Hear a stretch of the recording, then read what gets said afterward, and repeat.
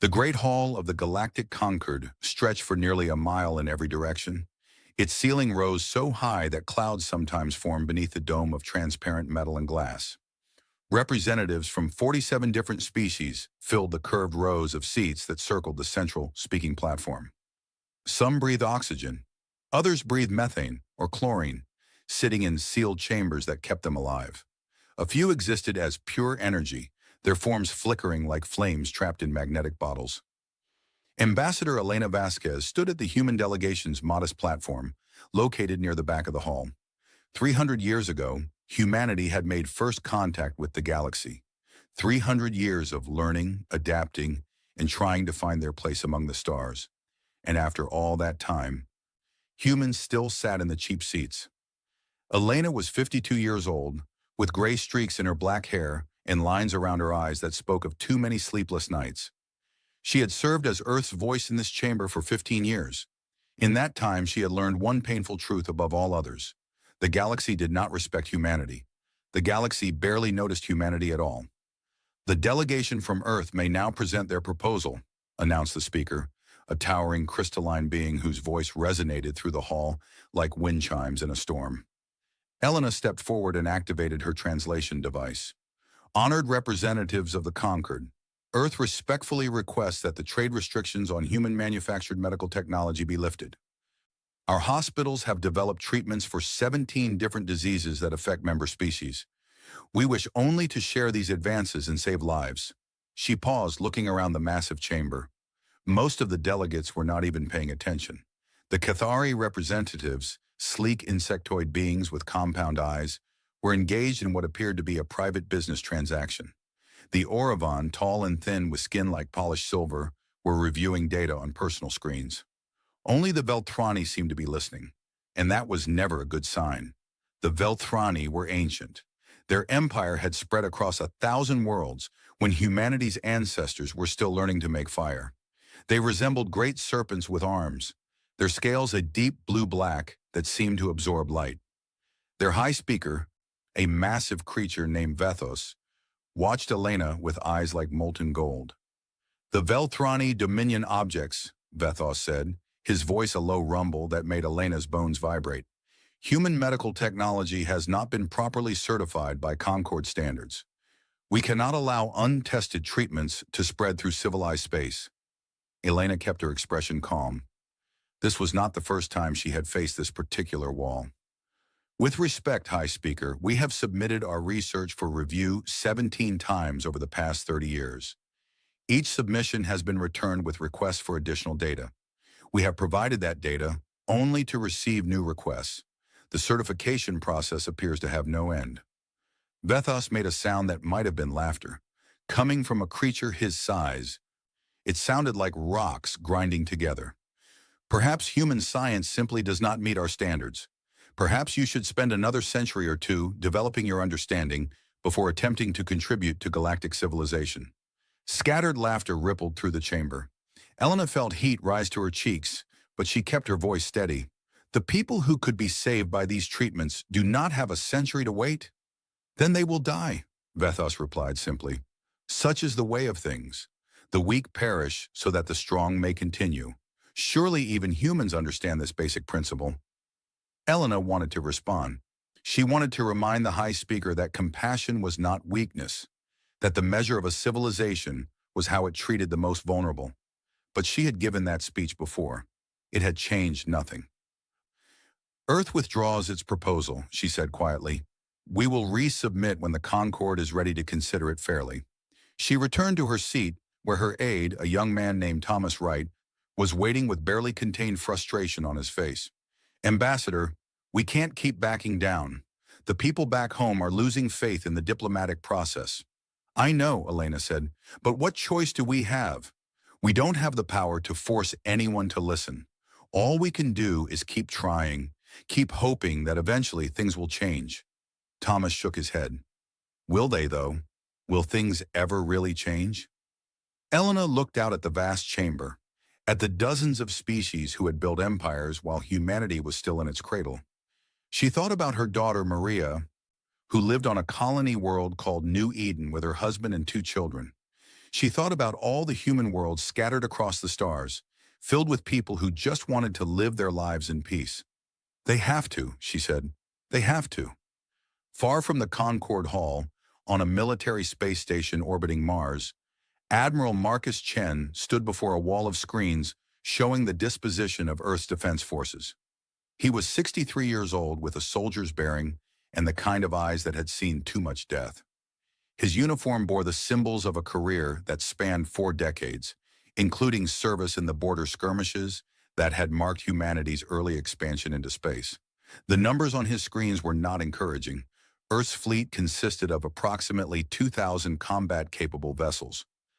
It sounded like a lot until you compared it to the Velthrani Dominion's 14,000 ships, or the Cathari Syndicate's 8,000, or the combined fleets of the Concorde's other major powers.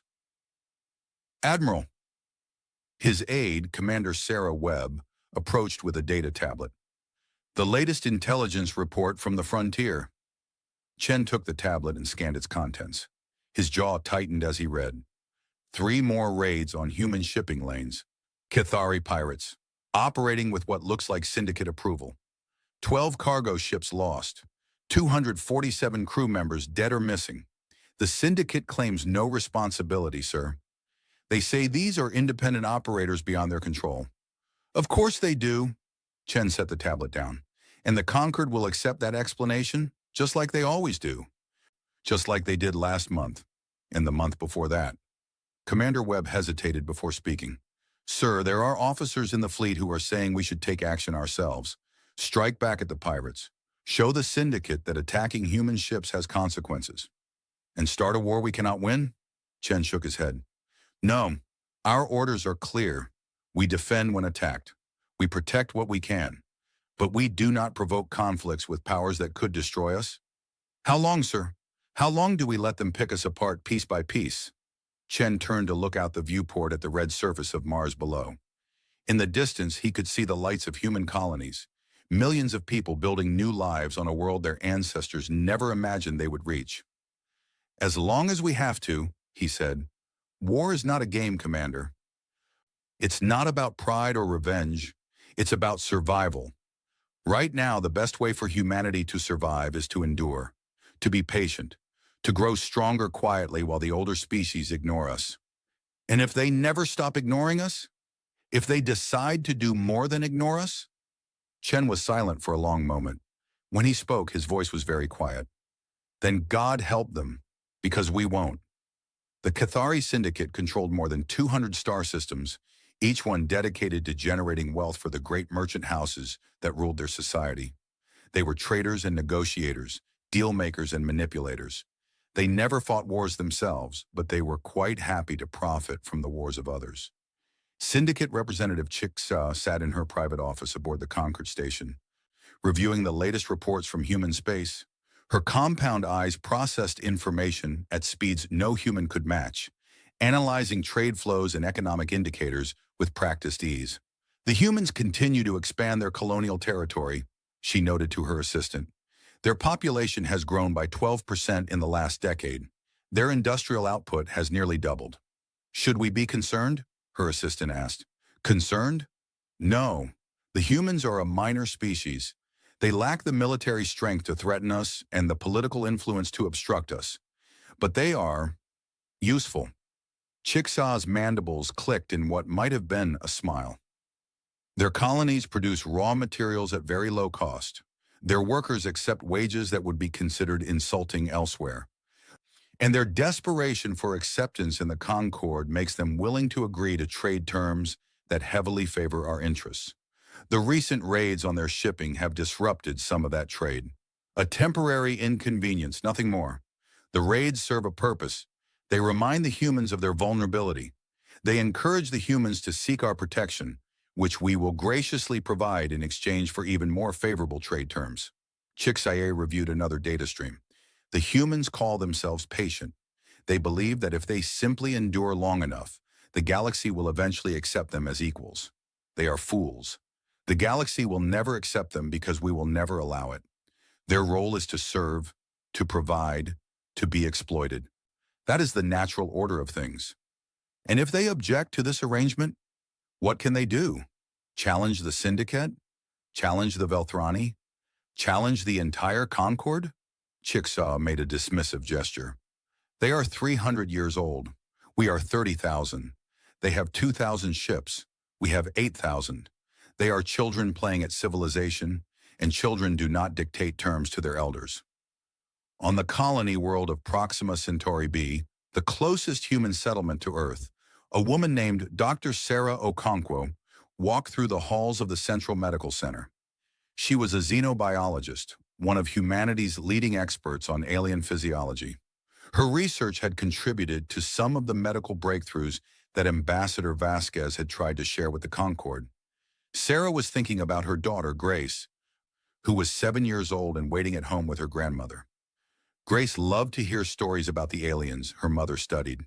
She would ask questions for hours, fascinated by the idea that the universe was full of strange and wonderful beings. Sarah wished she could share her daughter's innocent wonder, but she had worked with alien species for too long.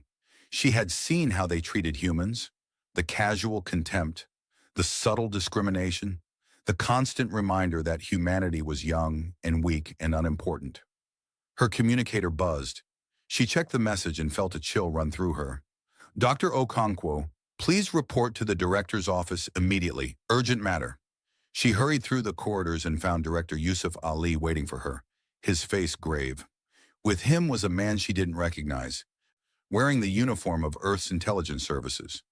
Dr. Okonkwo, the director said, this is Agent Michael Torres. He has something to show you. Torres activated a holographic display. It showed a star chart of human space, with dozens of points marked in red. Over the past year, Torres said, we have detected a series of unauthorized intrusions into human colonial territory. The intrusions were carried out by Oravan research vessels. They were conducting what they described as scientific surveys. But our intelligence suggests their true purpose was far more sinister. He changed the display to show images that made Sarah's stomach turn. Medical facilities, examination tables, children strapped down crying as silver-skinned Oravan technicians worked over them with instruments. They have been harvesting genetic material from human colonists, particularly from children. They claim it is for cataloging purposes, but we believe they are actually developing bioweapons targeted specifically at human physiology. Sarah stared at the images in horror.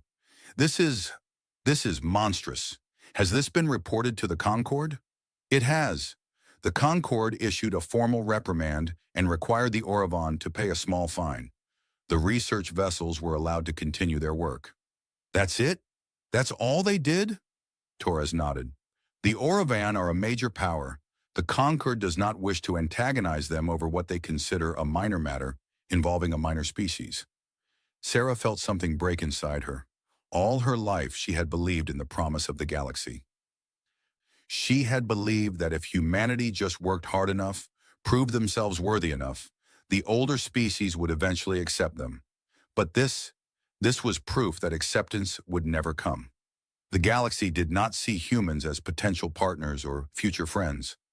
The galaxy saw humans as resources to be exploited, subjects to be experimented on, children to be used and discarded. What can we do? She asked, her voice barely above a whisper. Officially, nothing. We continue to file protests. We continue to hope that something will change. Torres paused. Unofficially, there are those who believe that hope is no longer enough, that humanity needs to prepare for the day when patience is no longer an option. He handed her a data chip. If you're interested in learning more, this will tell you where to find us. We call ourselves The Reckoning, and we believe that someday the galaxy will learn to regret the way it has treated humanity. Sarah took the chip. She thought about Grace, about the images of children on examination tables, about a galaxy that would never see her daughter as anything more than a specimen to be studied. I'll think about it, she said, but in her heart, she had already decided. Deep in the asteroid belt beyond Neptune, far from any shipping lanes or observation posts, something stirred in the darkness. It had been growing there for nearly 200 years, hidden by distance and deception. The project had been started by leaders who knew that humanity's patience could not last forever. It had been continued by their successors, who understood that sometimes the only way to ensure peace was to prepare for war. The construction docks stretched for thousands of miles through the scattered rocks and ice. Robotic workers moved in perfect coordination, assembling ships of designs that no one outside this hidden facility had ever seen. The vessels were neither elegant nor graceful. They were functional. They were deadly. They were built for one purpose and one purpose only. In the command center at the heart of the facility, a woman named Admiral Zhang Wei reviewed the latest progress reports. She was 71 years old, and she had dedicated the last 40 years of her life to this project. She had never married, never had children. The fleet was her family. The mission was her life. "How many ships are combat ready?" she asked her aide. 14,217, ma'am. Another 3,000 are in final assembly and will be completed within the next 2 years. Zhang Wei nodded slowly. 14,000 ships. More than enough to match the Velthrani. More than enough to devastate the Cathari. More than enough to make the entire Concord think twice about ever threatening humanity again. And the Orpheus Protocol? Fully operational, ma'am. The system has been observing and analyzing alien communication, tactics, and psychology for the past 180 years. It has developed detailed profiles of every major species in the Concord, including predicted responses to various military scenarios. Good. Zhang Wei looked at the vast display showing the hidden fleet. Each point of light represented a warship that no one outside this facility knew existed. Each ship represented years of sacrifice, of resources diverted from other needs, of secrets kept even from humanity's closest allies. She hoped they would never have to use these ships. She prayed that humanity's patience would be rewarded, that the galaxy would eventually change, that the older species would learn to see humans as equals rather than prey. But she knew better. She had studied history, both human and alien. She knew that the powerful never surrendered their advantages willingly. She knew that respect was never given freely to those who could not demand it. Someday humanity would reach the end of its patience. Someday the galaxy would push too far, take too much, hurt too many. And on that day, this fleet would emerge from the darkness, and the universe would learn a truth that it had foolishly forgotten. There was nothing more dangerous than a patient creature that had finally run out of patience. Zhang Wei turned off the display and returned to her quarters. Tomorrow there would be more work to do, more ships to build, more weapons to develop, more preparations to make, and somewhere in the back of her mind, a small voice whispered that the day of reckoning was coming closer. Every insult, every injustice, every drop of human blood spilled and ignored was bringing that day nearer. The galaxy would not see it coming. The galaxy never did. In the Great Hall of the Concord, Ambassador Elena Vasquez was preparing for another session, another round of proposals that would be rejected, another day of enduring contempt with a professional smile. In the command center over Mars, Admiral Marcus Chen was reviewing casualty reports from the latest round of pirate attacks, his hands clenched into fists at his sides. In the medical center on Proxima, Dr. Sarah Okonkwo was holding a data chip in her hands, thinking about her daughter and wondering what kind of future awaited her in a galaxy that would never care about her safety. And in the darkness beyond Neptune, 14,000 warships waited in silence, their weapons cold, their crews ready, their purpose clear.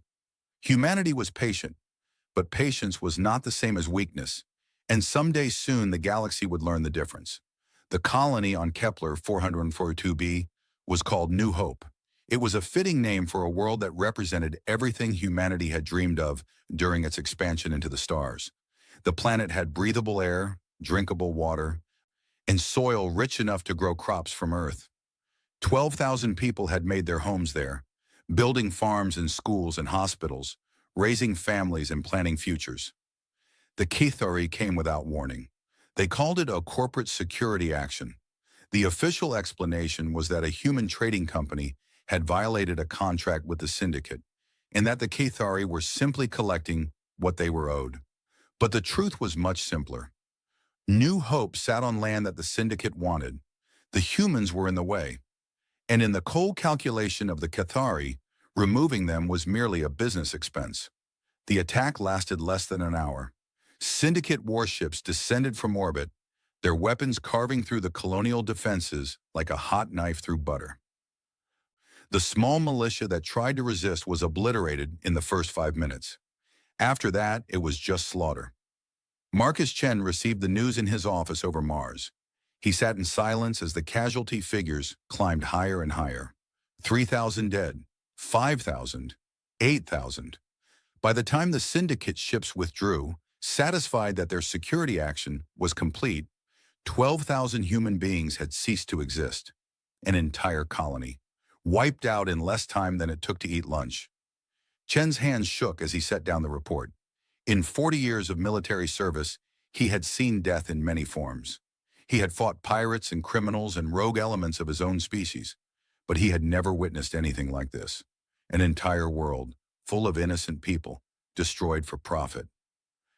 "Sir," Commander Webb's voice was hollow, "the Concorde has issued its ruling on the incident." "Let me guess," Chen said. "It's been classified as a civil dispute." "Yes, sir. The Concorde has determined that the Cathari acted within their rights under interstellar commercial law. They have recommended that humanity file a complaint through the standard arbitration process. The standard process takes 20 years. "Yes, sir." Chen stood and walked to the viewport. Mars hung below, red and ancient, a world that humanity had transformed through centuries of patient effort. He thought about New Hope, about the families who had built their lives there, about the children who would never grow up. "Get me a secure line to Earth," he said. "I need to speak with the Chancellor."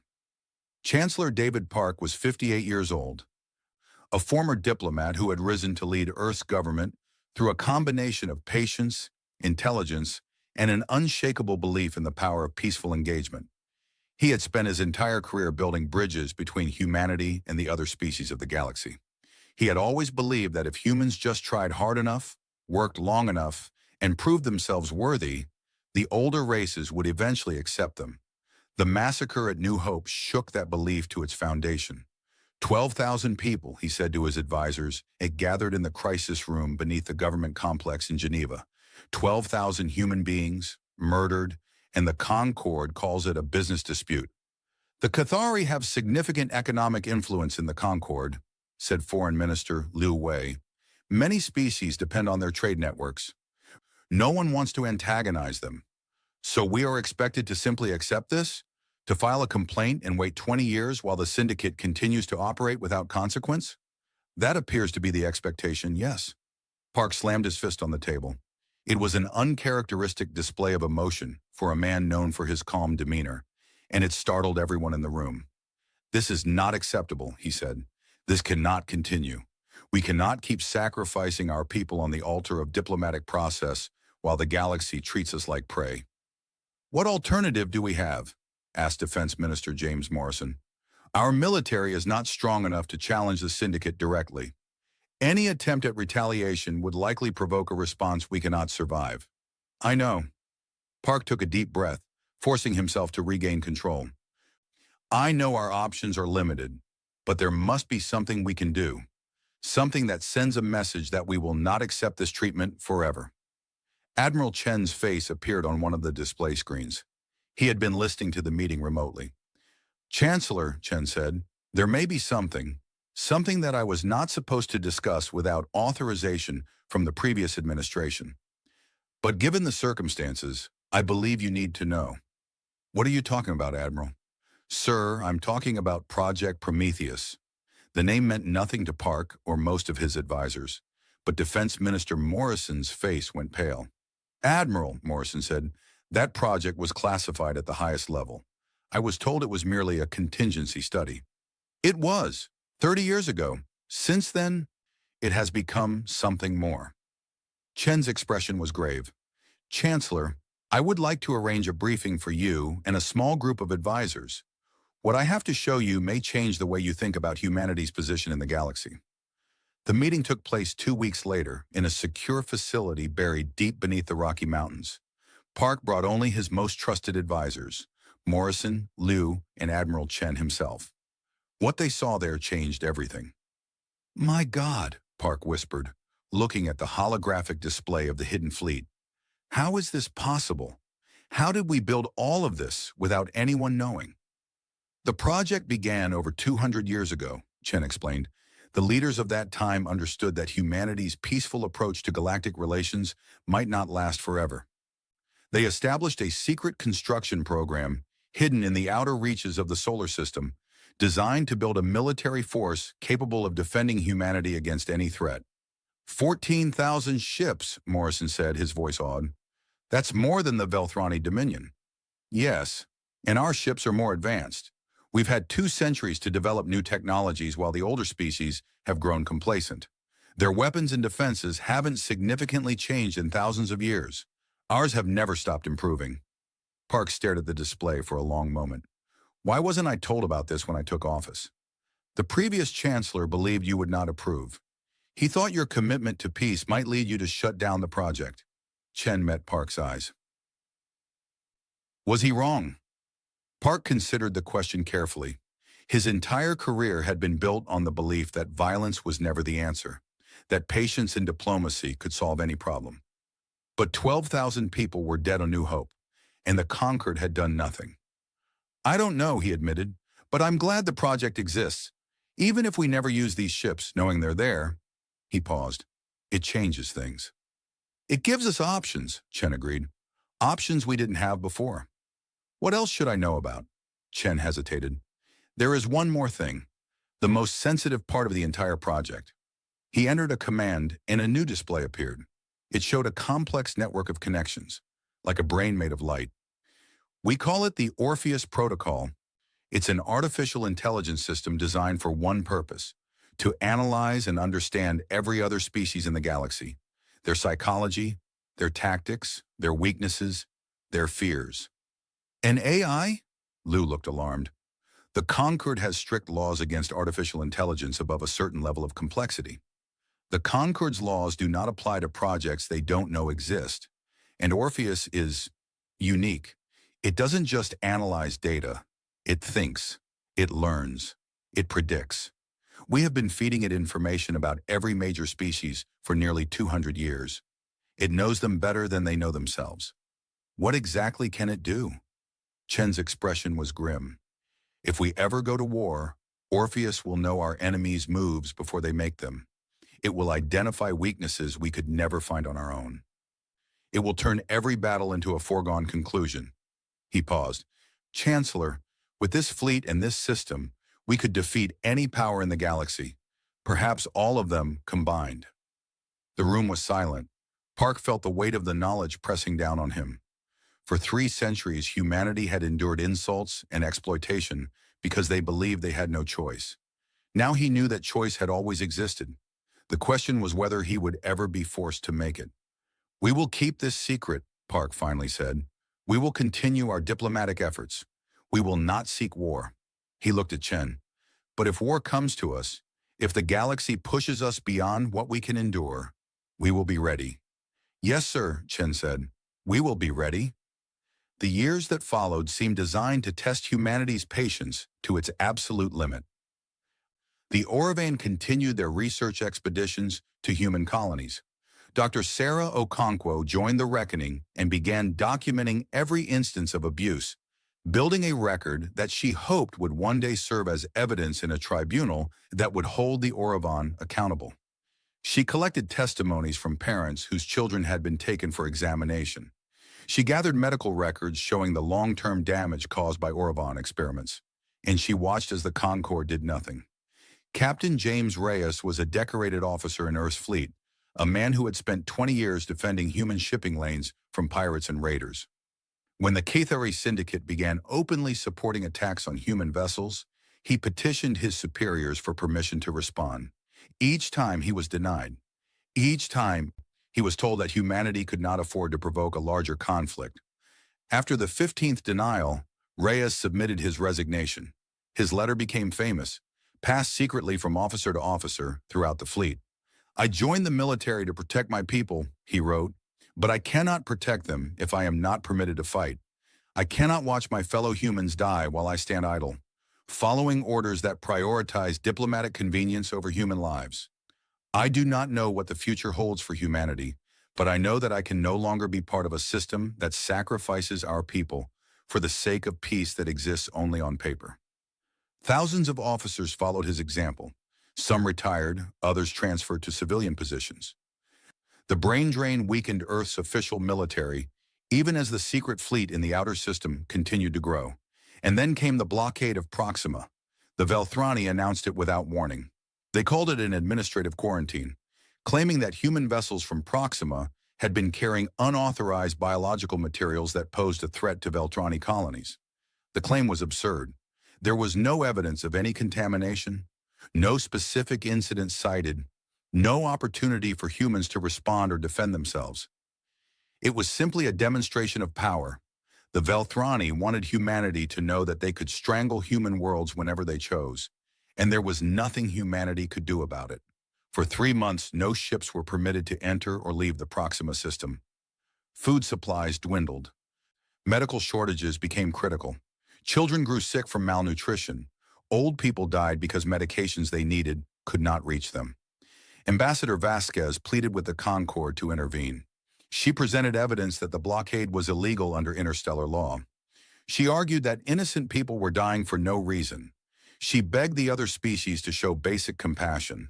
The Velthrani High Speaker, Vethos, listened to her arguments with what appeared to be amusement. When she finished, he responded with a single sentence. "The quarantine will be lifted when we are satisfied that the contamination risk has been eliminated." There is no contamination risk. You invented it. Are you calling the Velthrani Dominion liars, Ambassador? Vethos's golden eyes gleamed with malice. That would be a very serious accusation, one that might have consequences for your species. Elena stood frozen, trapped between truth and survival. If she backed down, the blockade would continue, and more people would die. If she pushed forward, she might provoke an even worse response. In the end, she did what humans had always done. She backed down. "I withdraw the accusation," she said, her voice hollow. "I merely request that the Dominion reconsider its position in light of the humanitarian concerns I have raised." Vethos made the grinding rock sound that passed for Velthrani laughter. "Your request is noted. The quarantine will continue." On Proxima Centauri B, Sarah Okonkwo watched her daughter Grace grow thinner day by day.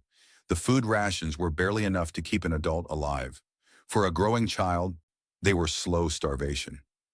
"Mommy," Grace asked one night, her voice weak, "why won't the aliens let the ships come? Don't they know people are hungry?" Sarah held her daughter close, fighting back tears. "They know, baby. They just don't care." "Why not?" "Because," Sarah's voice caught, "because they think we don't matter. Because they think we're too small and too weak to deserve their attention." Grace was quiet for a moment. Then she asked, "Will we always be small and weak?" Sarah thought about the data chip she had received years ago, about the reckoning, about the growing anger she felt every time she saw a child crying from hunger or heard news of another atrocity the Concord refused to address. "No, baby," she said, "we won't be small and weak forever. Someday things will change. Someday, the people who hurt us will understand that they made a mistake." "When?" "I don't know, but I promise you it will happen. The people who are hurting us will learn that humans don't forget, and humans don't forgive forever." The blockade lasted 6 months. When it finally lifted, the Velthrani offered no explanation, no apology, no acknowledgement of the suffering they had caused. They simply declared that the contamination risk had been resolved and withdrew their ships. The final death toll was never officially released. Estimates range from 10,000 to 30,000. Most were children and elderly, the ones too weak to survive on reduced rations. Ambassador Vasquez's family lived on Proxima. Her daughter Maria, her son-in-law Carlos, her grandchildren Sophia and little David. They survived the blockade, barely, but the experience left scars that would never fully heal. After the blockade ended, Maria sent her mother a message. It was short and bitter. "You told us to be patient. You said that if we just followed the rules, worked through the proper channels, everything would work out. Sophia almost died, Mom. David is still sick. And you're still sitting in that chamber, listening to the creatures who did this to us, pretending that someday they'll change. How long do we have to wait? How many of us have to die before you admit that patience isn't working? Elena read the message alone in her quarters. She read it 3 times. Then she put her head in her hands and wept. The next morning, she requested a meeting with Chancellor Park. "I need you to understand something," she told him. "I have spent my entire career believing in diplomacy. I still believe in it, but I am losing faith in this particular diplomatic relationship. The Concord does not see us as partners. They see us as victims, and victims do not become equals through patience alone. Sometimes victims have to show that they are capable of fighting back." "What are you suggesting?" "I don't know yet. I'm not calling for war. I'm simply saying that we need to prepare for the possibility that war might be unavoidable. And we need to let the galaxy know somehow that our patience has limits." Park considered her words carefully. He had received similar messages from military leaders, from colonial governors, from ordinary citizens who had lost loved ones, to the casual cruelty of the older species. "I understand," he said finally, "and I agree. Something has to change. The question is how to change it without destroying ourselves in the process." "Perhaps that question is not ours to answer alone," Elena said. "Perhaps it's time to let the galaxy know that we have been considering it." 3 days later, Admiral Marcus Chen addressed the Concord in a rare appearance by a military officer at the Diplomatic Assembly. His message was simple and direct. "For 300 years, humanity has sought peaceful coexistence with the species of this galaxy. We have endured insults, exploitation, and violence. We have filed complaints through proper channels. We have trusted in the processes of this Concord to provide justice. That trust has been repeatedly betrayed." He paused, looking around the chamber at the assembled representatives. Most of them seemed bored. A few looked annoyed that a human military officer was daring to address them. "I am here to deliver a warning. Human patience is not infinite. Our restraint is not weakness. Our willingness to negotiate is not inability to fight. I urge the members of this Concord to consider carefully how they treat humanity in the coming years. Because if the provocations continue, if the exploitation continues, if the killing continues, there will come a day when we stop asking for justice and start taking it." High Speaker Vithos rose from his platform, his massive form dominating the chamber. "Is that a threat, Admiral? Does humanity presume to threaten the Concord?" Chen met the Velthrani's gaze without flinching. "It is not a threat, High Speaker. It is a promise. And I suggest you remember it." Vethos stared at the human for a long moment. Then he made the grinding sound of Velthrani laughter, louder and longer than ever before. "Humans threaten like their children cry," he announced to the chamber. "Frequently and without consequence. The day we fear humanity is the day the stars themselves fall dark." Laughter echoed through the vast hall. Chen stood silently, enduring it, his face expressionless. When the laughter finally faded, he spoke one last time. "Remember this moment, High Speaker. Remember your laughter. Remember your certainty. Because when the day comes that you wish you had listened, you will remember nothing else." He turned and walked out of the chamber, the sound of alien amusement following him all the way to the door. In the darkness beyond Neptune, the secret fleet waited. The Orpheus Protocol observed and learned. And somewhere in the vast machinery of fate, the countdown to humanity's breaking point continued, one insult at a time. The intelligence report arrived on Chancellor Park's desk on a gray Tuesday morning. It came from sources so secret that fewer than 20 people in the entire human government knew they existed. Spies embedded in alien governments. Electronic surveillance systems hidden in diplomatic facilities. AI algorithms that monitored and decoded alien communications across hundreds of frequencies. What the report revealed was enough to make Park's blood run cold. The document was titled Terran Containment Accord, Final Implementation Protocols. It had been drafted secretly by the Velthrani Dominion, the Cathari Syndicate, and the Oravon Collective.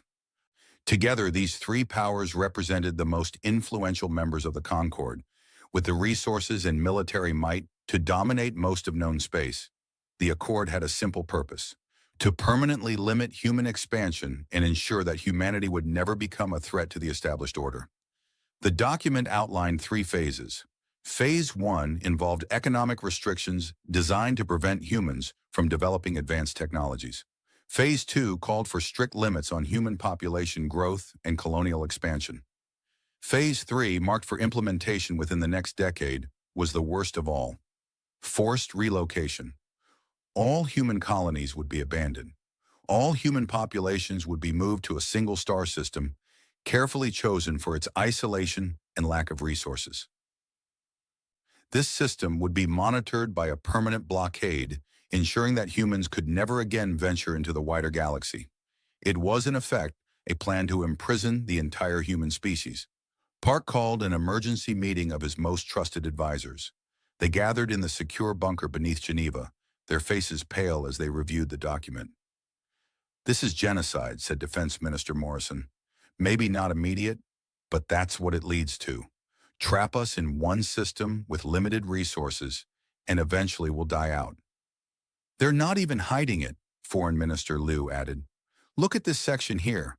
They explicitly state that the goal is to manage the human population to sustainable levels. That's code for letting us starve." Admiral Chen's holographic image was grim. "The timeline shows that they plan to begin implementation within 5 years. They're already moving ships into position around our major colonies." Park sat silently, staring at the document. Everything he had believed, everything he had worked for, felt like ash in his mouth. He had spent his entire life believing that peace was possible, that patience and diplomacy could overcome any obstacle. And now he held proof that the species he had tried so hard to appease were planning to exterminate humanity. "What are our options?" he finally asked. "We can reveal this publicly," Liu suggested. "Show the galaxy what the Velthrani and their allies are planning. Try to build sympathy among the other species." "It won't work," Chen said flatly. "The species powerful enough to stop this are the ones planning it. The smaller species don't have the strength to oppose them, even if they wanted to." "Then what do you suggest, Admiral?" Chen was quiet for a moment. When he spoke, his voice was heavy with the weight of decades of frustration. "Sir, I suggest we prepare to activate Project Prometheus. Not immediately, but soon. Very soon." Park closed his eyes. He had always known this moment might come. He had prayed that it wouldn't. But here it was, staring him in the face, demanding a response. "Not yet," he said. "We still need more information. We need to understand exactly what they're planning and when they intend to act." He looked around the table. "But begin quiet preparations. Alert Admiral Jiang Wei in the outer system. Tell her to bring the fleet to full readiness. And if they attack before we're ready, then we respond with everything we have." Park's voice hardened. "But I want to be absolutely certain that we have exhausted every other option. When we act, I want the galaxy to know that we tried everything else first. I want them to understand that they forced our hand." 3 months later, the Velthrani made their move. New Eden was humanity's oldest and most beloved colony world. It had been settled in the early days of human expansion, when the dream of spreading among the stars was still fresh and full of hope. Over the centuries, it had grown into a thriving civilization of nearly 50 million people. Its cities were monuments to human creativity. Its universities produced scientists and artists and thinkers who enriched all of human culture. Ambassador Vasquez's family lived on New Eden. Her daughter Maria and son-in-law Carlos had moved there after the blockade of Proxima, seeking a safer place to raise their children. Sophia was 12 now, bright and curious and dreaming of becoming a starship captain someday. David was 8, quieter than his sister, happier with books than adventures. Elena cherished every message she received from them, every photo of the children growing up, every video of family celebrations. In a life filled with diplomatic disappointments, they were her greatest joy. The Velthrani fleet arrived without warning. 30 warships dropped out of faster-than-light travel in orbit over New Eden, their weapon systems already powered and ready. Commander Thexal, a veteran of 100 military operations, transmitted a single message to the colonial government. "The Velthrani Dominion has declared this world to be in violation of the Terran containment protocols. All human inhabitants are ordered to prepare for immediate relocation. Any resistance will be met with appropriate force." The colonial governor tried to negotiate. She pointed out that no Terran containment protocols had ever been formally announced or agreed to. She asked for time to consult with Earth. She begged for an explanation. Thexal's response was brief. "Compliance is not optional. You have 1 hour to begin evacuation procedures. After that, We will proceed with enforcement measures. Word of the ultimatum reached Earth within minutes. Chancellor Park convened another emergency meeting, but there was little they could do. New Eden was too far away for immediate military support. The official fleet was too small to challenge 30 Velthrani warships. All they could do was watch and wait and hope that diplomacy would prevail. On New Eden, the hour passed. The colonists did not evacuate. They gathered in the streets of their cities, holding signs and singing songs, peacefully protesting an order they considered unjust. They believed that even the Velthrani would not attack unarmed civilians. They believed that basic decency would prevail. They were wrong. Commander Thexal observed the demonstrations on his tactical display. The humans filled the plazas and parks of their cities, their voices raised in defiance. To him, they looked like insects swarming around a nest that was about to be destroyed. "Commander," his tactical officer reported, "the humans are not complying with the evacuation order. Shall we deploy ground forces?" Thexal considered the option briefly.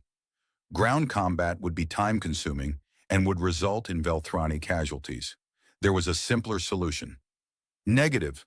Target the largest population centers. Begin orbital bombardment. "Sir, those are civilian targets.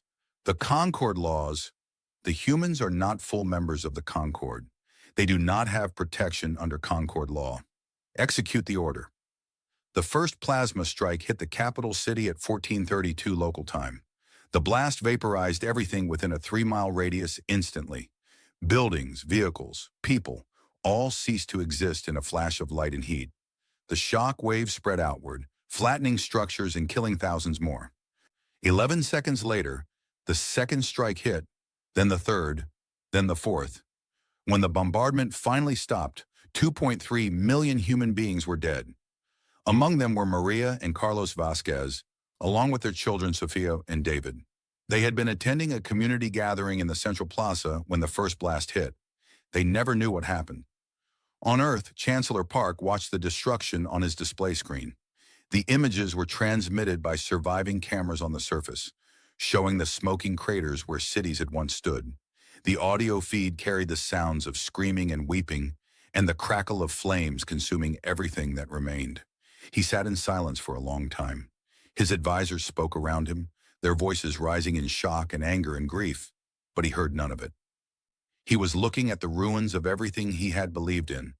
Patience had not saved those people. Diplomacy had not protected them. Compliance with the rules had not prevented the slaughter. His communicator buzzed with an incoming message. It was from Ambassador Vasquez. "David," she said, and her voice was the voice of a woman whose soul had been torn in half. "David, my family was there. Maria, Carlos, the children. They're all... She couldn't finish the sentence. She didn't need to. Park felt something shift inside him. It was like a door opening in his mind, a door he had kept locked for his entire life. Behind that door was rage, pure, cold, terrible rage. The kind of rage that came only when a person realized that everything they had tried to prevent had happened anyway. "I know," he said quietly. "I know, Elena. And I promise you, I promise on my life and my honor and everything I have ever believed, that this will not go unanswered." He ended the call and turned to face his advisors. His expression had changed. The diplomatic calm was gone, replaced by something harder and colder and infinitely more dangerous. "Get me Admiral Chen," he said, "and connect me to Admiral Zhang Wei in the outer system. It's time to activate Prometheus." "Sir," Morrison said cautiously, "are you certain? Once we begin, there's no going back." Park's gaze was steady. 2.3 million people, children, Morrison, families, murdered while they sang songs and held signs and believed that the universe would protect them. There is no going back from that. There is only going forward. 1 hour later, David Park addressed the United Earth Assembly. His speech was broadcast across all human worlds on priority channels. It was also transmitted on every galactic communication frequency, ensuring that every species in the Concord would hear what he had to say. He stood at the podium in Geneva, wearing a simple black suit. There was no script, no teleprompter, no prepared remarks. He spoke from memory and from the heart. For 300 years, humanity has sought peace with the species of this galaxy. We asked only to be treated with basic dignity. We offered friendship and cooperation. We followed every rule, obeyed every protocol, accepted every insult and injury in the hope that patience would eventually be rewarded. He paused, his eyes sweeping across the assembled representatives and the cameras that carried his words to the stars. Today, 2.3 million of our people were murdered. They were not soldiers. They were not warriors. They were families, children, old people who had worked their whole lives and deserved to rest in peace. They were killed because they existed, because they were human, because the Velthrani Dominion decided that our species does not deserve to live.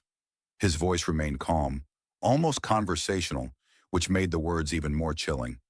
We filed complaints through proper channels. We trusted the Concord to provide justice. We believed that if we simply followed the rules, everything would work out. He shook his head slowly. We were fools.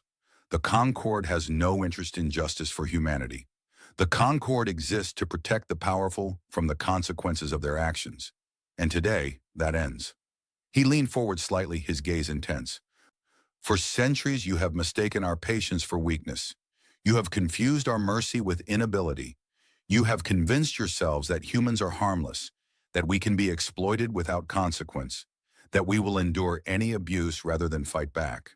His voice dropped lower, becoming almost a whisper. You were wrong. You were so terribly, tragically wrong. And now you will learn the truth that our own history should have taught you. He straightened, and when he spoke again, his voice carried the weight of 3 centuries of accumulated grievance. There is nothing in this universe more dangerous than a human being who has stopped hoping for peace. We gave you every chance. We tried everything else first. Remember that. Remember that we tried to be your friends, and you chose to be our enemies. He took a breath. I am authorizing the activation of the Prometheus Directive.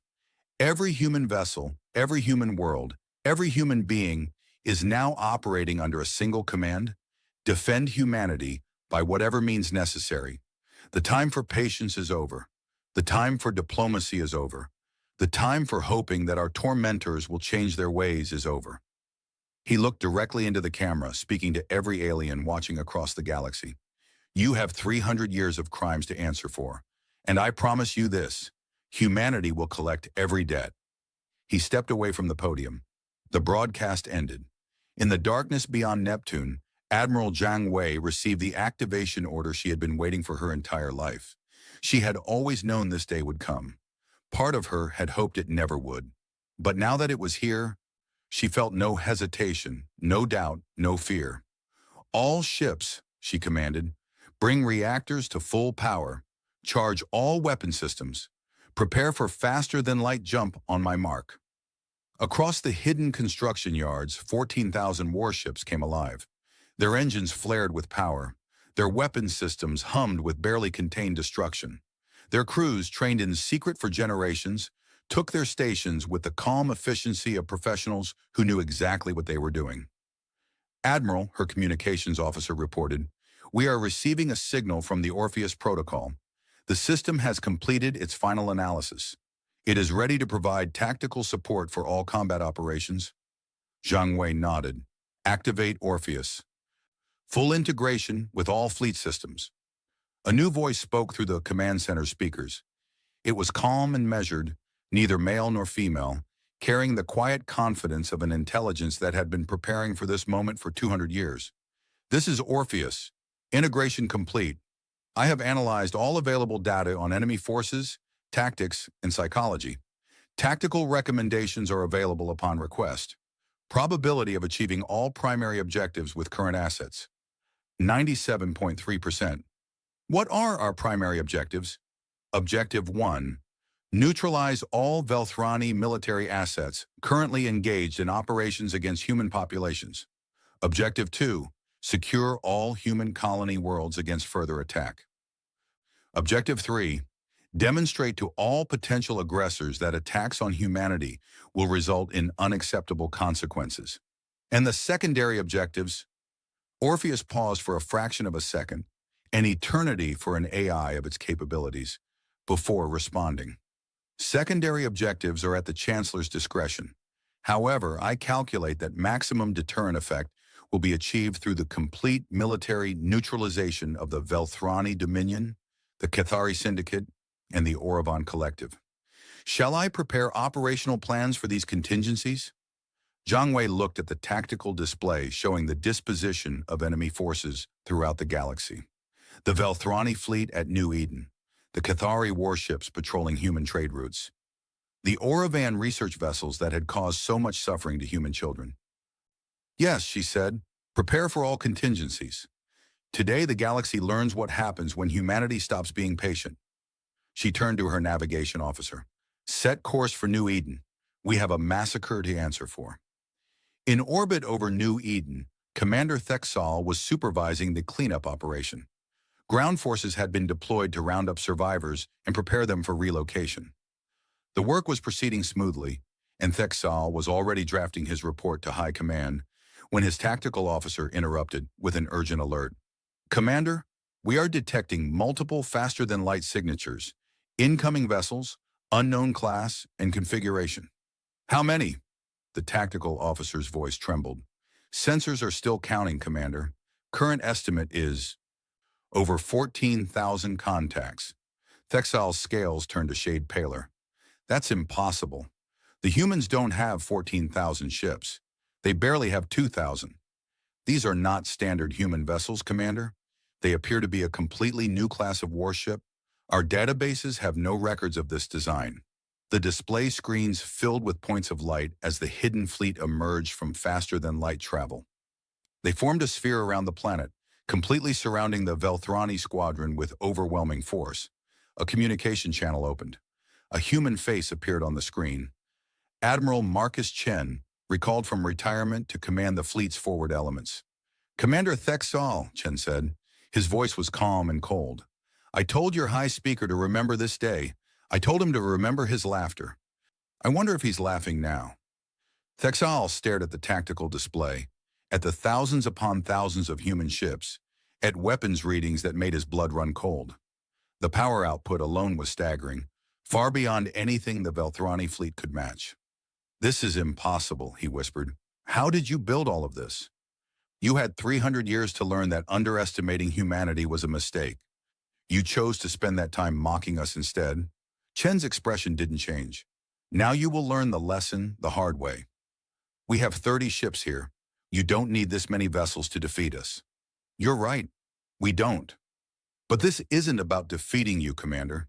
This is about sending a message. This is about making sure that everyone in the galaxy sees what happens when humanity's patience finally runs out. Chen paused, and when he spoke again, his voice carried the weight of 2.3 million dead. For New Eden, for every human you murdered, for every child who will never grow up, for Maria and Carlos and Sofia and David Vasquez. This is for them. The human fleet opened fire. 19 minutes later, there were no Velthrani ships left in orbit over New Eden. The debris field would take months to clear.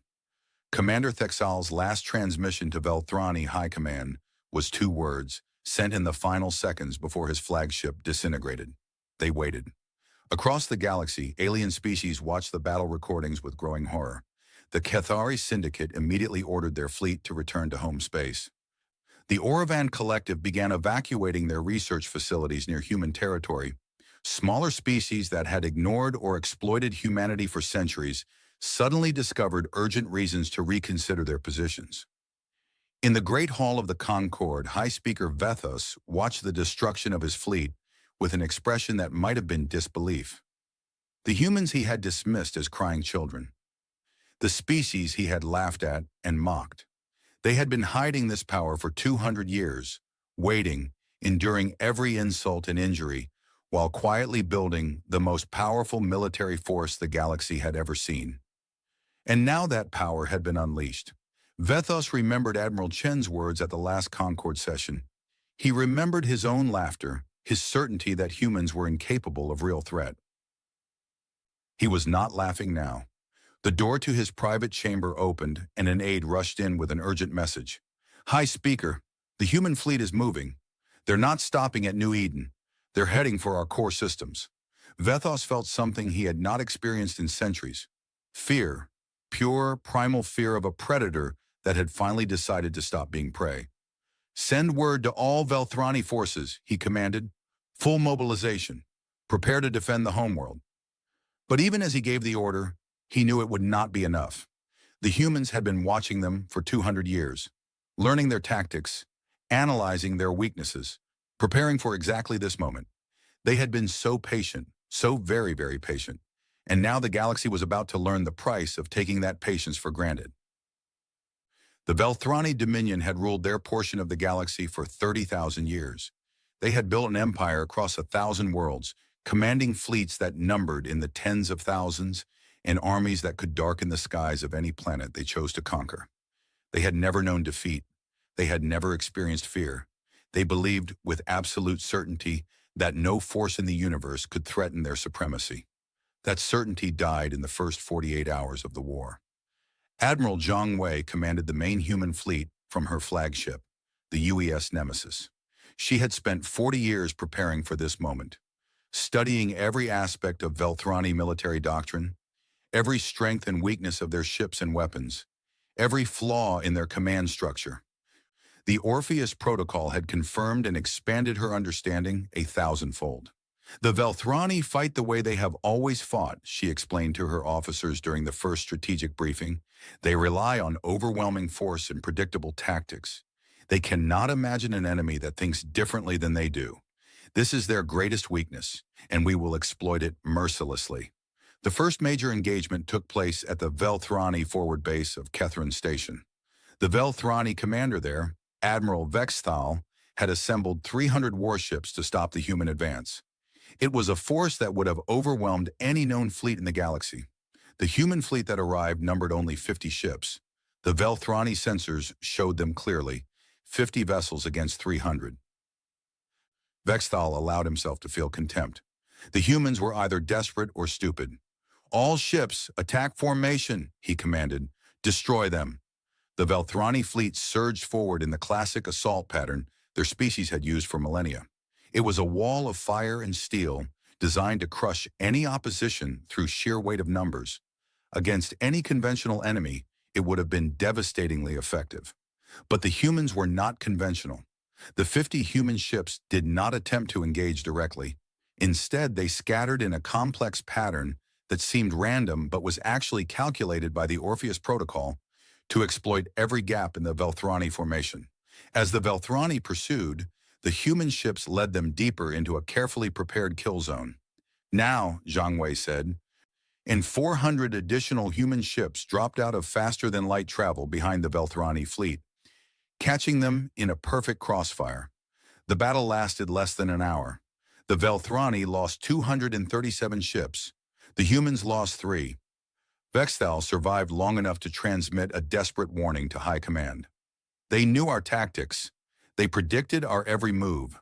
It's like they can see inside our minds." He was not far from the truth. The news of Kethrin Station spread through Velthrani space like wildfire. For the first time in their history, Velthrani military commanders began to experience doubt.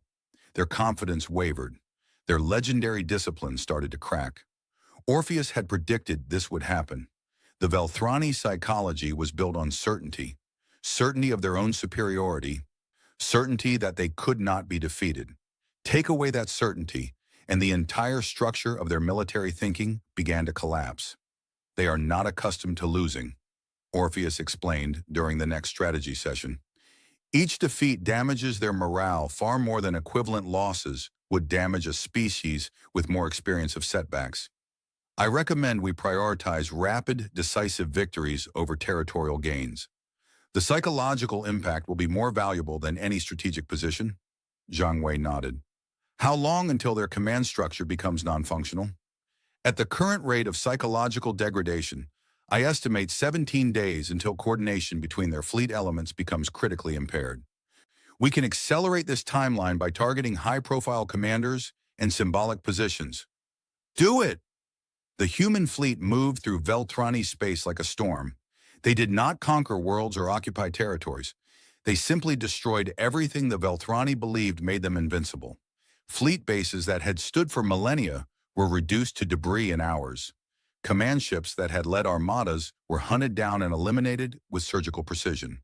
Famous admirals who had never known defeat died in their command chairs, unable to understand how the humans anticipated their every decision. In just 3 weeks, the Velthrani lost over 8,000 warships. Human losses totaled fewer than 200. On the Velthrani homeworld, panic began to set in. Citizens who had grown up believing their empire was eternal now watched recordings of their proudest warships being torn apart by enemies they had been taught to despise. The government tried to suppress the information, but it spread anyway through unofficial channels and frightened whispers.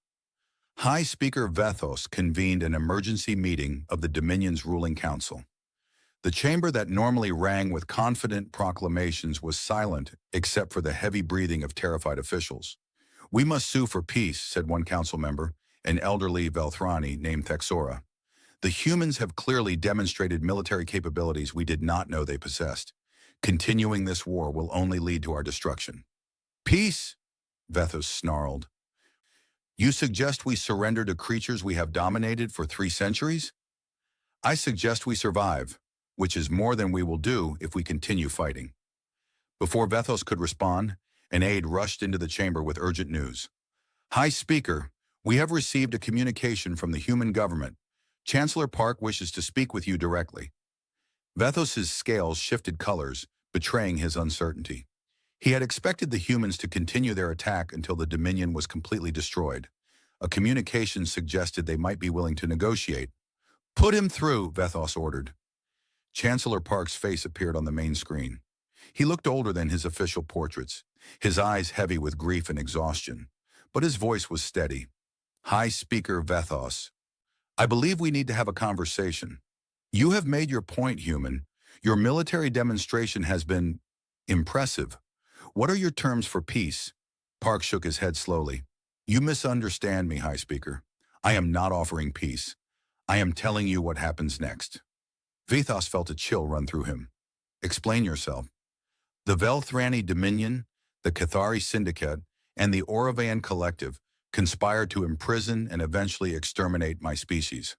The Velthrani military murdered 2.3 million of my people, including children who had done nothing wrong. For these crimes, there will be a reckoning."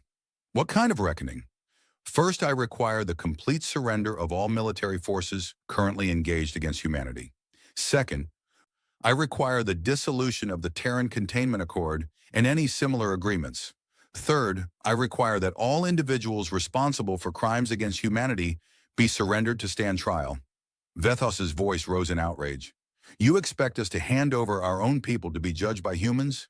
"Yes, that is exactly what I expect." Park's expression did not change. "You have 1 week to comply. After that, we resume military operations. And High Speaker, we will not stop until every guilty party answers for what they have done, even if that means destroying every ship, every base, and every government building in the Dominion." "You would not dare. The other species would never permit—" "The other species are not in a position to permit or forbid anything. The Cathari Syndicate has already surrendered. Their entire corporate fleet laid down arms 2 days ago rather than face destruction. The Auravan Collective is evacuating their leadership as we speak. As for the rest of the conquered," Park allowed himself a cold smile, "they are watching very carefully to see what happens to those who made humanity their enemy. I suggest you give them a lesson worth remembering." The transmission ended. Vethos stood in silence for a long moment. Around him, the council members waited, their fear almost visible in the air. "High Speaker," Thexora said quietly, "we must consider the possibility that resistance is no longer viable. The alternative is—" "I know what the alternative is." Vethos's voice was hollow. "I know what we must do." The surrender of the Velthrani Dominion was broadcast across the galaxy. For the first time in 30,000 years, the most powerful military force in known space admitted defeat. The images of Velthrani warships powering down their weapons and opening their hangars for human inspection sent shockwaves through every species that witnessed them. Meanwhile, the other members of the Terran Containment Accord fared little better. The Cathari Syndicate, for all its wealth and influence, had no stomach for war. Their society was built on profit, not honor, and the calculation was simple. Fighting humanity would cost more than surrendering. Within a week of the first human offensive, the syndicate's ruling houses had agreed to cease all hostile operations and pay massive reparations to the species they had exploited. Syndicate Representative Chixai, who had once spoken so confidently about humanity's role as servants, was arrested by her own people and handed over to human authorities. She would be among the first defendants in the war crimes tribunals that followed. The Oravan Collective attempted to flee. Their leaders loaded themselves onto fast ships and scattered in every direction, hoping to escape to neutral space where the humans could not reach them. They did not understand what they were dealing with. The Orpheus Protocol had been tracking Oravan leadership movements for decades. It knew their escape routes before they did. Human ships were waiting at every destination, ready to accept the surrender of frightened officials who had nowhere else to run. Captain James Reyes, the officer who had resigned in protest years earlier, had been recalled to active duty and given command of a frigate called the UES Justice. His first mission was to enter Oravan home space and deliver a message. He arrived alone, his single ship facing an entire planet's worth of orbital defenses. The Oravan commanders watched him approach on their screens, uncertain what to make of this seemingly suicidal act. Reyes opened a communication channel. "This is Captain James Reyes of the United Earthship Justice. I carry a message from humanity to the Oravan Collective." "One ship," an Oravan commander responded. "You come to threaten us with one ship?" "I don't need more than one ship." Reyes smiled without warmth. "I'm not here to fight. I'm here to demonstrate." Over the next 3 hours, the Justice systematically disabled every orbital defense platform around the Oravan homeworld. Reyes did not destroy them. He simply rendered them useless, shutting down their power systems and weapons with surgical strikes that caused no casualties, but left no doubt about human capabilities. When he finished, he sent another message. "Your defenses were designed by the best military minds your species has produced. The Orpheus Protocol analyzed them in 17 seconds and developed countermeasures in 12. This is what we could do to you at any time, without warning, without your permission, and without any possibility of resistance. Humanity has decided not to destroy the Oravan Collective. But if you give us reason to reconsider that decision, we can change our minds very quickly." The Oravan surrendered the next day. In the Great Hall of the Concord, now mostly empty, as many species had fled or locked themselves in their diplomatic quarters, the remaining representatives gathered to hear humanity's demands. Ambassador Elena Vasquez stood at the central platform. She had requested this assignment personally. It was, she said, something she needed to do. For 300 years, humanity asked this Concord for justice. We came to you with evidence of crimes. We pleaded for intervention. We trusted that the systems you had built would protect all species equally. Her voice was steady, but the pain beneath it was unmistakable. You ignored us. You mocked us. You told us that our suffering was not important enough to warrant your attention. She paused, looking around at the alien faces watching her. My daughter died on New Eden. My son-in-law. My grandchildren. Sophia was 12 years old. She wanted to be a starship captain. David was 8. He loved to read. They are gone now, vaporized by Velthrani weapons, while this Concord did nothing. Several representatives shifted uncomfortably. A few tried to look away. I could hate you all. Part of me does. But humanity has not come here for revenge. We have come for accountability. We want the galaxy to acknowledge what was done to us. We want those responsible to face justice. And we want guarantees that this will never happen again to any species. She activated a display showing the long list of grievances humanity had filed over 3 centuries. The complaints about pirate attacks, the petitions against economic exploitation, the protests against the blockade of Proxima, the desperate pleas for help that had all been rejected or ignored. This is the price of your indifference. Every item on this list represents human lives lost or damaged because you chose to look away. We will read this entire list into the official record. Every name, every incident, every crime that the Concord refused to address. It will take 4 days to complete. The reading took 4 days, as promised. For 4 days, delegates from across the galaxy sat and listened as human representatives recited 300 years of accumulated wrongs. Some species left in shame. Others remained, their expressions haunted by the weight of what they were hearing. When the reading finally concluded, Elena spoke again. We are not asking for empire. We are not seeking to dominate or destroy. We want only what we always wanted, to live in peace, to be treated with dignity, and to know that our children can grow up without fear. Is that really so much to ask? No one answered. No one could. The tribunals began 2 months later. Commander Thexal was tried first, charged with the massacre of 2.3 million civilians on New Eden. The evidence against him was overwhelming. Sensor recordings, communication logs, and his own tactical reports showing that he had ordered the bombardment, knowing full well that his targets were populated civilian centers. His defense was simple. He had been following orders. The Terran Containment Accord had been approved at the highest levels of the Velthrani government. He was merely implementing policy. The tribunal rejected this defense. Following orders, the lead judge declared, has never been an acceptable excuse for genocide. The Velthrani people have heard this argument before, in their own history. They should know better. Thexal was found guilty and sentenced to life imprisonment on a human penal colony. He would spend his remaining years surrounded by the species he had tried to exterminate, dependent on their mercy for his survival.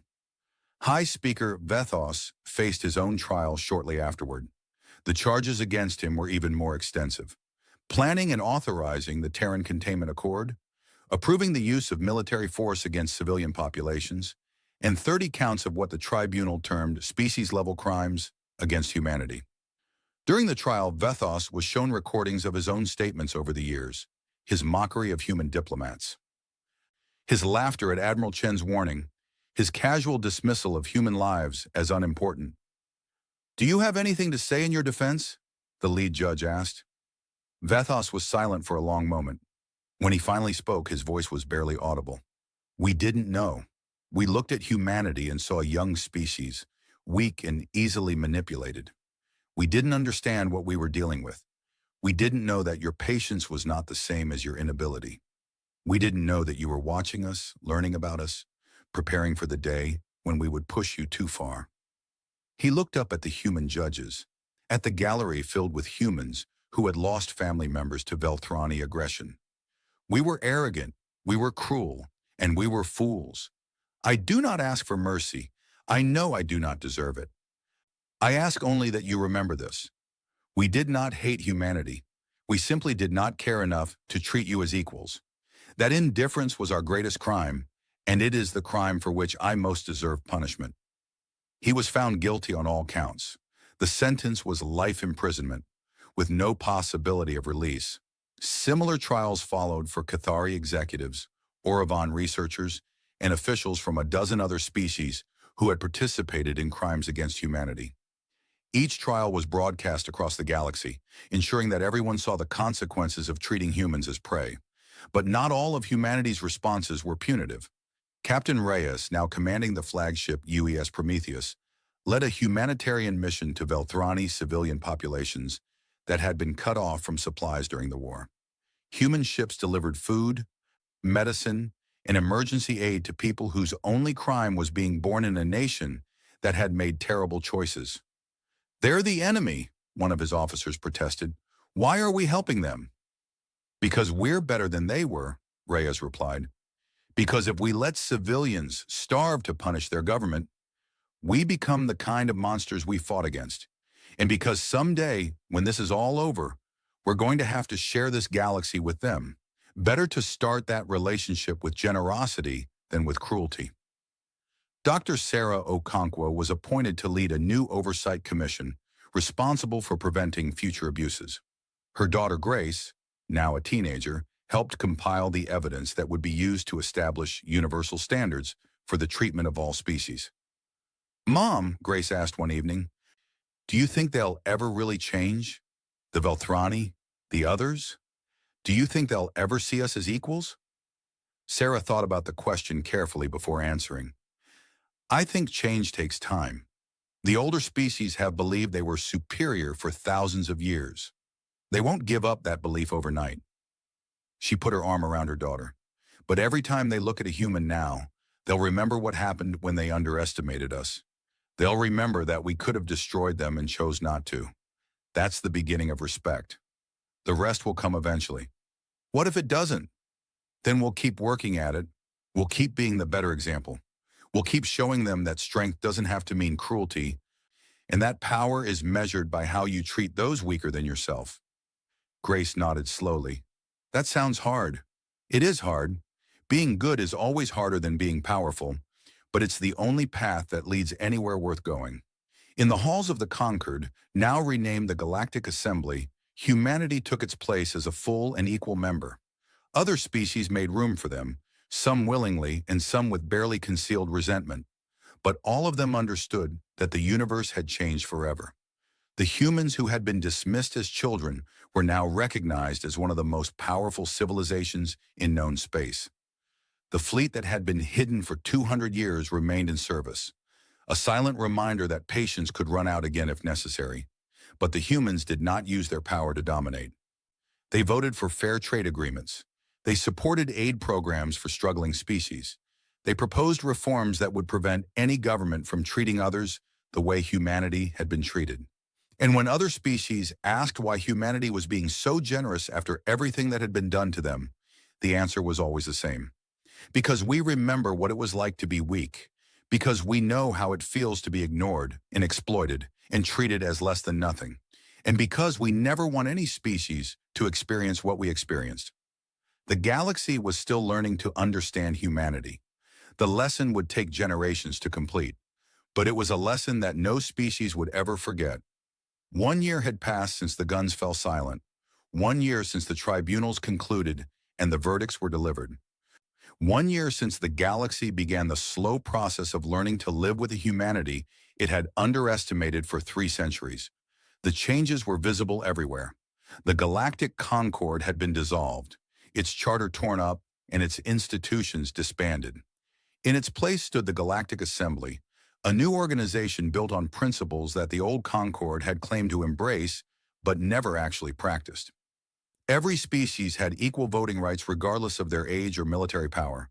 Disputes were resolved through binding arbitration with real enforcement mechanisms, and a new court system had been established to try crimes against any species, with judges drawn from across the galaxy to ensure fairness. Humanity held a permanent seat on the Assembly's Executive Council, along with veto power over any resolution affecting core security matters. Some species grumbled about this arrangement, arguing that it gave humans too much influence. The response was always the same. Humanity had earned that influence through 3 centuries of patience, followed by a demonstration of power that no one wanted to see repeated. Chancellor David Park stood in his office in Geneva, looking out at a city that had become the diplomatic capital of the galaxy. Alien vessels filled the skies now, bringing representatives from dozens of species to negotiate, trade, and simply meet the humans they had ignored for so long. His aide entered with a data tablet. "Sir, the final reports from the reconstruction effort on New Eden." Park took the tablet and reviewed its contents. The numbers were encouraging. The cities destroyed by the Velthrani bombardment were being rebuilt, better than before. Memorials had been constructed in every major settlement, honoring the 2.3 million who had died, and a new population was arriving, families from across human space who wanted to help restore the colony that had come to symbolize human resilience. "How many settlers arrived this month?" 12,000, sir. We're getting applications from all over. People want to be part of rebuilding." Park nodded. "Good. Keep me updated." After his aide left, Park returned to the window. His reflection stared back at him, older and more tired than he had been a year ago. The weight of everything that had happened showed in the lines of his face and the gray in his hair. He had not wanted to go to war. He had spent his entire life believing that violence solved nothing. But when his people were murdered, when his diplomats were mocked, when the powers of the galaxy conspired to imprison humanity forever, he had made the only choice he could make. He did not regret it, but he would carry the burden of it for the rest of his life. A communication signal chimed. He answered it and found Admiral Marcus Chen on the screen, calling from his retirement home on Mars. "Chancellor, how are you holding up?" "Surviving, Admiral. You?" "The same." Chen's expression was thoughtful. "I've been thinking about something. something that bothers me. What's that? We won. We beat them so badly that they'll never forget it. But I keep wondering, did we do the right thing?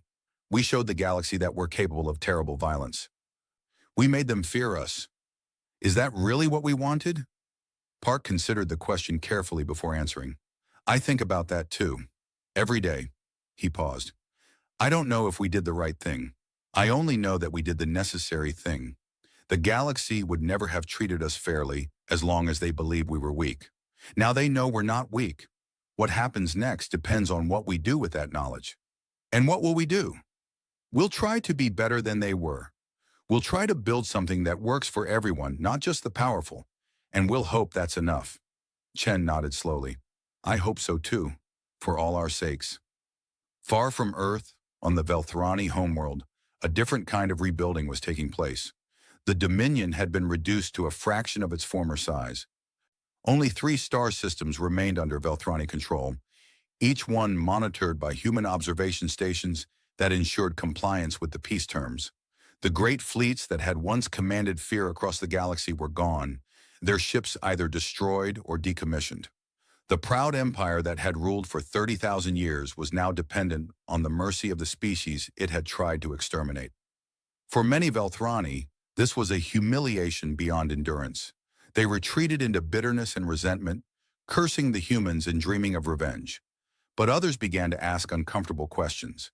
In a school on the outskirts of the Velthrani capital, a young student named Vex Thora sat in a history class, listening to a lecture about the recent war. The teacher was explaining the official version. Humanity had launched an unprovoked attack, using hidden weapons developed in violation of galactic law. The Dominion had been defeated only through treachery and deceit. Vex Thora raised her hand. Teacher, I have a question. Yes?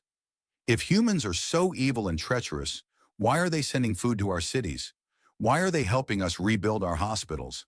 The ships that bring aid have human crews. I've seen them. The teacher's expression hardened. Those are propaganda efforts. The humans want to confuse us, to make us forget what they did. But what did they do? I mean, before the war, what did we do to them first? The silence in the classroom stretched for a long moment. The teacher seemed uncertain how to respond. That is not relevant to today's lesson, he finally said. Please pay attention to the approved curriculum. But Vex Thora could see that she was not the only student with questions. All around her, young Velthrani were exchanging glances, silently acknowledging what the older generation refused to admit. Something had gone wrong, and it had not started with humanity. After class, Vex's Thora went to the library and began searching for information about the war. The official sources repeated the same propaganda she had heard in class. But there were other sources, human broadcasts, neutral species reports, testimony from the tribunals, that told a very different story. She read about the massacre at Kepler 442b, about the blockade of Proxima, about the Terran Containment Accord and its plan to imprison humanity forever. She read about 3 centuries of insults and exploitation, filed complaints and ignored protests, patience tested again and again until it finally broke. When she finished, she sat in silence for a long time, trying to process what she had learned. The humans had not started this war. The Velthrani had, and not just by attacking New Eden, by 300 years of casual cruelty that had convinced humanity there was no other choice. Vex Thora thought about her grandparents, who spoke of the old days with pride. She thought about her parents, who had accepted the official story without question, and she thought about her own generation, growing up in the shadow of defeat, wondering how the mighty Dominion had fallen so far. Maybe, she thought, the fall had started long before the war. Maybe it had started the moment the Velthrani decided that some species were worth less than others. She began to write, not for publication, not for any audience except herself. She simply needed to put her thoughts into words. We were taught that we were superior. We were taught that the younger species existed to serve us. We were taught that strength was measured by the ability to take what we wanted without consequence. We were wrong. Strength is not about taking. It is about choosing what to give. The humans showed us this, not through their weapons, but through their restraint.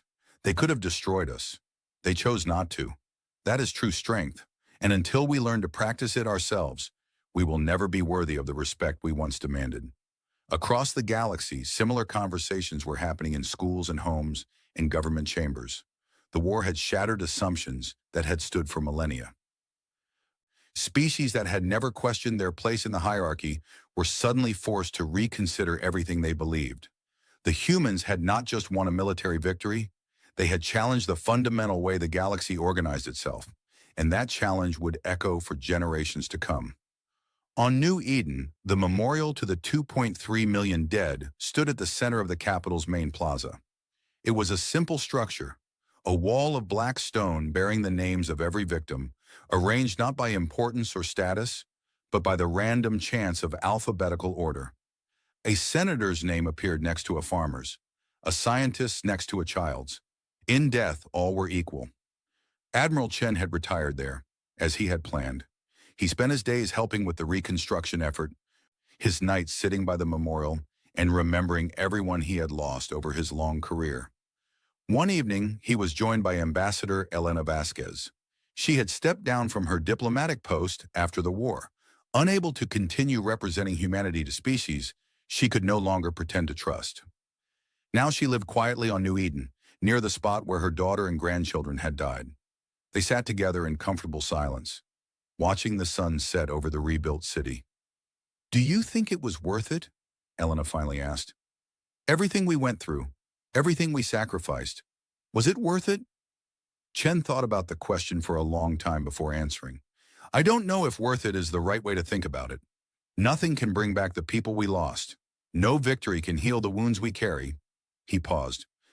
"But I think we created something that didn't exist before, a chance for real change, a possibility that the galaxy can become better than it was. And if it doesn't, if they go back to treating us the way they did before? They won't, they can't. We made sure of that." Chen's expression was calm but firm. "The fleet is still out there. The Orpheus Protocol is still active.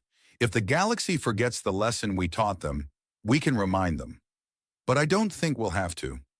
I think most species genuinely understand now that treating others as inferior is dangerous. Not just because the victims might fight back, but because it corrupts the species doing the mistreating." Elena nodded slowly. "I hope you're right. I want to believe that this made a difference.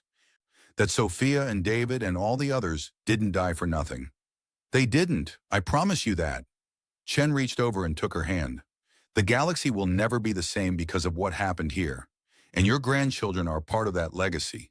Their names are on this wall, and every species in known space knows what that wall represents. They will be remembered forever." Elena looked at the memorial, at the thousands of names carved into the stone. She thought about Sophia, who had wanted to be a starship captain, about David, who had loved his books, about Maria and Carlos, who had built a life together and lost it in an instant of alien cruelty. "Forever," she repeated softly. "Yes, I suppose that's something." They sat together until the stars came out, two old soldiers keeping vigil over the dead. Dr. Miner.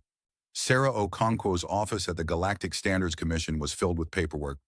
Every day brought new cases, new complaints, new species struggling to adapt to a galaxy where the rules had suddenly changed. She was reviewing a report on Oravon compliance when Grace knocked on her door. "Mom, you have a visitor." Sarah looked up, surprised. She didn't have any appointments scheduled. "Who is it?" "A Velthrani. He says his name is Thexanal. He's the nephew of Commander Thexal." Sarah's expression hardened. Thexal was the officer who had ordered the bombardment of New Eden, the man responsible for 2.3 million deaths, now serving a life sentence on a human prison world. "Why would his nephew want to see me?" "He says he wants to apologize, on behalf of his family." Sarah considered refusing. The wounds from the war were still fresh, and she had no desire to relive them by meeting with relatives of war criminals. But something made her pause. "Send him in." Thexanal was young by Velthrani standards, barely a century old. He entered the office with his scales dulled, a sign of shame and submission in his species. His eyes were fixed on the floor. "Dr. Okonkwo," he said, his voice barely above a whisper, "thank you for seeing me. I know I have no right to ask for your time." "You don't? So why are you here?" Thexanol finally looked up, and Sarah saw something she had not expected: genuine grief. I came to say that I am sorry, not because I expect forgiveness. I know that is not possible, but because someone needed to say it. My uncle did terrible things. My family supported him. My species created the conditions that made those things possible. None of that is acceptable. None of it can be undone. But I wanted you to know that some of us understand that. Some of us are trying to be different. Sarah studied him for a long moment. Words are easy, Thexanol. What are you actually doing to be different? I teach now. At a school on my homeworld, I teach young Velthrani the truth about what we did. Not the propaganda, but the real history. The children are angry when they learn it. They feel betrayed by their own culture. But they need to know. They need to understand so they can make better choices than their ancestors did. That's dangerous work. Your government doesn't approve of that kind of teaching. No, they have tried to stop me several times. But I keep going, because if we don't face what we were, we can never become what we should be. Sarah felt something shift in her heart. She had spent years hating the Velthrani, and with good reason. But hatred was exhausting, and it changed nothing. Here was a young alien trying to break the cycle of cruelty that had defined his species for millennia. Maybe that was worth something. What do you want from me? She asked. I want to learn. I want to understand humans better, so I can teach my students more accurately. I want to know what humanity values, what you believe in, what makes you willing to be patient for so long, and then capable of such terrible violence when patience runs out. You want to understand humanity? Yes. Sarah thought about the question. It was, in a way, the question that every species was now asking. The galaxy had seen what humanity could do. Now they wanted to know why. Humans believe that every person matters, she said slowly. Every life has value, regardless of species or age or status. We don't always live up to that belief, but it's at the core of who we are. When you attacked New Eden, you weren't just killing individuals. You were attacking that fundamental belief. You were saying that human lives didn't matter. That's why we responded the way we did. Not because we wanted revenge, but because we couldn't accept a universe where that belief was wrong. Thexanol listened intently. And now, after the war, do you still believe that every life has value? Even Velthrani lives. Yes, even Velthrani lives. Sarah met his eyes. That's why we're helping your people rebuild. That's why we sent food and medicine to your civilian populations. That's why your uncle is in prison instead of dead. Because if we abandoned our beliefs whenever they became inconvenient, they wouldn't really be beliefs at all. Thexanol was quiet for a moment. Then he bowed, a gesture of deep respect. Thank you, Dr. Okonkwo. I will try to teach my students what you have taught me. See that you do. And Thexanol? Yes? Tell them about Grace, my daughter. She almost died during the blockade of Proxima before the war. Tell them that a human child nearly starved because the Velthrani wanted to demonstrate their power. And tell them that the same child is now working to build a galaxy where no other children will suffer the same way. That's the difference between taking and giving. That's what strength really looks like. Thexanol nodded and left, carrying with him the seeds of understanding that might one day grow into something new. Years passed. The galaxy continued to change. The Velthrani dominion, reduced and humbled, began to transform from within. A new generation grew up questioning the assumptions of their ancestors. Reform movements gained power. Eventually, a democratic government replaced the old imperial system, and the Velthrani applied for full membership in the Galactic Assembly as equals, not masters. The Cathari Syndicate reinvented itself as a legitimate trading organization, abandoning the predatory practices that had defined it for millennia. Some of its former executives became advocates for fair commerce, using their expertise to help smaller species avoid exploitation. The Oravan Collective established new ethical guidelines for research, with human representatives serving on every oversight committee. The scientists who had once treated other species as subjects for experimentation now worked alongside them as partners, and humanity continued to grow, to explore, to build. The hidden fleet remained in the asteroid fields, a silent reminder of what humanity was capable of when pushed too far. But no one expected it to be needed again. The lesson had been learned too well for that. On Earth, in the rebuilt United Nations Memorial Garden, a new monument stood beside the old ones. It bore an inscription in every known galactic language. We waited 300 years. We will wait 300 more. But we will never wait forever. Diplomatic vessels arrived daily now, bringing representatives from species that had once ignored humanity's existence. They came with gifts and apologies and genuine offers of friendship. They came to learn, to trade, to build relationships that their ancestors would never have imagined, and humanity welcomed them all. Not because they had forgotten the past. They would never forget. The memorial on New Eden stood forever, bearing the names of 2.3 million dead. The recordings of the war played in history classes across human space. The stories of patience and suffering and eventual triumph were passed from generation to generation. But humans understood something that the older species were only beginning to learn. Vengeance was easy. Forgiveness was hard. And building a better future required letting go of enough of the past to make room for change. On a rebuilt plaza in the capital of New Eden, a young Velthrani student stood before the memorial wall, reading the names carved into the stone. She was Vex Thora, now grown, now a teacher herself, now leading a group of students on a field trip to understand what their ancestors had done. These were people, she told her students, not enemies, not obstacles, not resources to be exploited.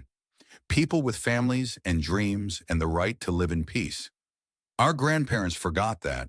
They decided that some lives were worth less than others, and because of that decision, all of these people died. She paused, letting the weight of her words sink in. The humans could have destroyed us for what we did. They had every right, every weapon, every justification. Instead, they demanded that we become better. They believed we could change, even after everything we had done to them.